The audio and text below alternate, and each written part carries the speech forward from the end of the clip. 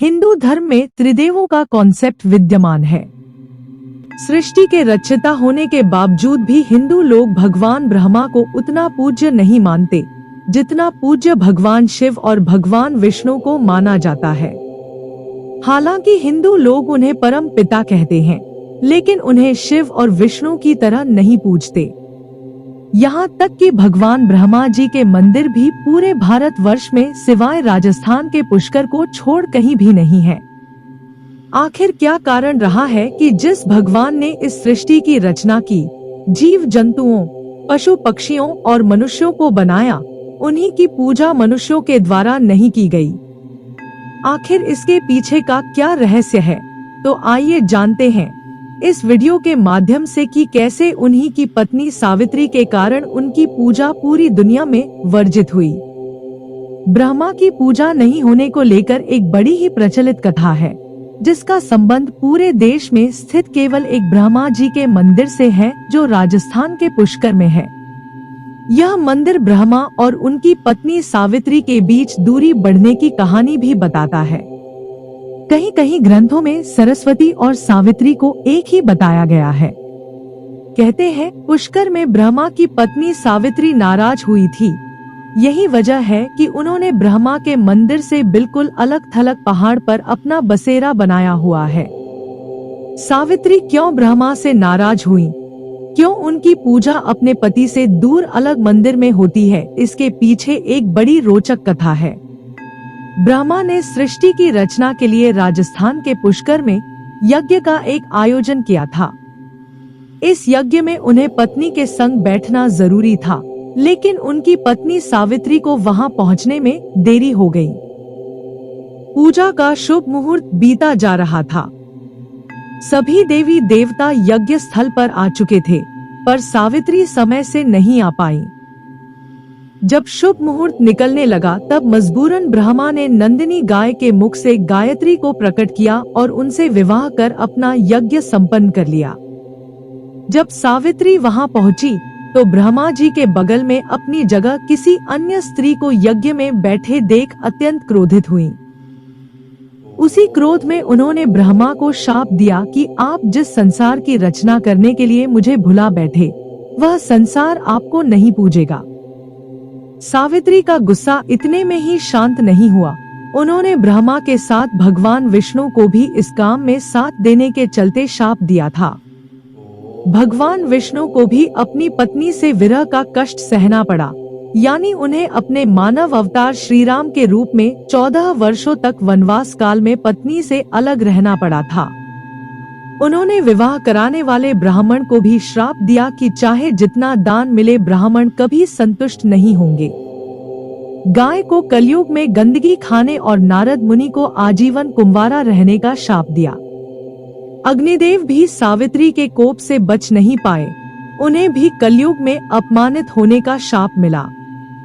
शाप के बाद देवी देवताओं ने सावित्री को अपना शाप वापस लेने का आग्रह किया। दिया हुआ शाप वापस नहीं लिया जा सकता था। गुस्सा शांत होने पर उन्होंने ब्रह्मा जी से कहा कि पूरे संसार में केवल पुष्कर ऐसी जगह है जहां आपका मंदिर होगा। अगर किसी ने कहीं और आपका मंदिर बनाना चाहा तो उसका विनाश निश्चित है। इसी के चलते ब्रह्मा जी का एकमात्र मंदिर पुष्कर में है। कैसे हुआ पुष्कर मंदिर का निर्माण? भगवान ब्रह्मा का मंदिर कैसे बना, इस बारे में ज्यादा जानकारी तो किसी को नहीं है, लेकिन कहते हैं कि 1200 साल पहले अरणव वंश के एक राजा को सपना आया था। राजा ने देखा कि इस जगह पर एक मंदिर है जिसको मरम्मत आदि की आवश्यकता है। राजा ने मंदिर का दोबारा निर्माण कराया। मंदिर के पीछे एक पहाड़ी पर ब्रह्मा की पत्नी सावित्री का भी मंदिर है। माना जाता है क्रोध शांत होने के बाद सावित्री पुष्कर के पास मौजूद पहाड़ियों पर जाकर तपस्या में लीन हो गई और फिर वहीं की होकर रह गई। पुष्कर में जितनी अहमियत ब्रह्मा की है, उतनी ही सावित्री की भी है। सावित्री को सौभाग्य की देवी माना जाता है। यह मान्यता है कि यहाँ पूजा करने से सुहाग की लंबी उम्र होती है। यही वजह है कि महिलाएं यहाँ आकर प्रसाद के तौर पर मेहंदी, बिंदी और चूड़ियां चढ़ाती हैं और सावित्री से पति की लंबी उम्र मांगती हैं। कहते हैं कि यहीं रहकर सावित्री भक्तों का कल्याण करती हैं। वहां जाने के लिए श्रद्धालुओं को कई सैकड़ों सीढ़ियां पार करनी पड़ती है। ब्रह्मा और सावित्री दोनों का आशीर्वाद लेने से ही यह तीर्थ यात्रा सफल होती है। पुष्कर झील का भी है खास महत्व। मंदिर के बगल में ही एक मनोहर झील है जिसे पुष्कर झील के नाम से जाना जाता है। कहते हैं जब यज्ञ के स्थान को सुनिश्चित करते समय ब्रह्मा के हाथ से कमल का फूल पृथ्वी पर गिर पड़ा।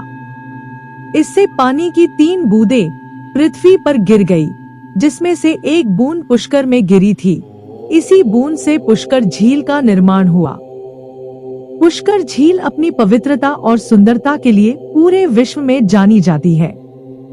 हिंदू धर्म के सबसे महत्वपूर्ण तीर्थों में से एक है।